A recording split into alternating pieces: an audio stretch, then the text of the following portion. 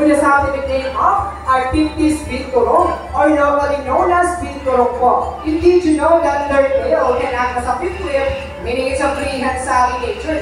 The definition of prehensile is being able to grab. So they can grab sa mga object na kasing galing lang ng ating mga kamay. Yes po, ganyan na ganyan po yung kanilang mga tail. Same sa mga monkey at ipapakita yan ni Teddy this afternoon po. Okay now, Teddy, are you ready to go for it? There you go. That is prehensile in action po. They're doing that if you're allowed to grab some roots hanging from a branch. Palakpakan po natin si Teddy, guys. Okay, now may direct your attention to your right side na naman. And that is Uno, the older brother of Teddy, guys.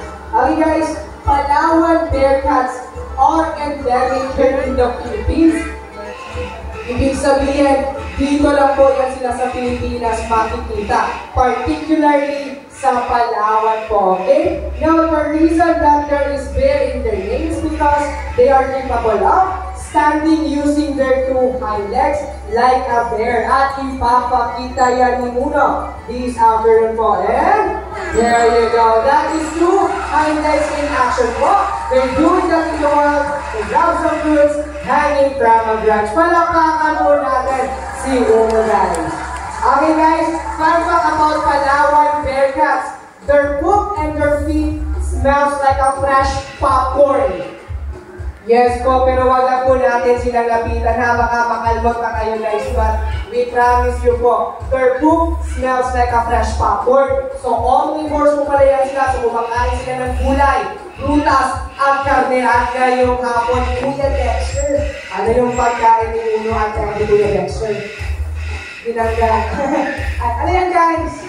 Saging, banana, which is fruit. So omnivores yan sila ha. Okay, may tanong ulit ako sa inyo, guys. Now for our first question, anong tawag sa mga hayop na kumakain lang ng herbs and process? Omnivore. Yeah. Okay, answer? Ayan, herbivore. About meat or karne? Carnivore. Carnivore. About gulay, prutas at karne? Omnivores. Very good. Now for our last question. Anong tawag sa mga hayop na kumakain lang ng fruits or prutas? Anong fruits sa atin, Kuya Dexter?